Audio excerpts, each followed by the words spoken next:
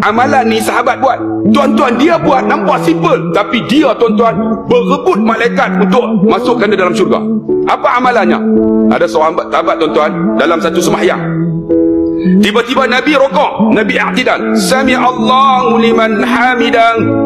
Tiba-tiba sahabat ni tambah, hamdan kasiran tayyiban mubarakan fi. Pernah dengar tak?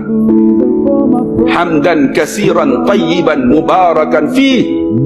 Bila dia sebut dia tu, habis sembahyang, Nabi galih, wahai sahabatku, siapa di kalangan kamu ketika sami Allahu liman hamidah menyebut ini, hamdan kasiran tayyiban mubarakan fi?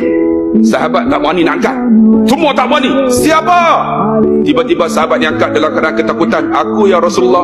Wahai sahabatku, ketika engkau menyebut hamdan kasiran tayyiban mubarakan fi, malaikat berbondong-bondong turun untuk menulis akan pahala kamu untuk masuk syurga Allah. Tengok, nampak simple tapi hebat. Tuan-tuan, lepas sami Allah al-Hamidah, tambahlah hamdan kasiran tayyiban mubarakan fi. Hamba sebab nampak simple tapi pahala dia hebat. Malaikat berebut nak tulis pahala.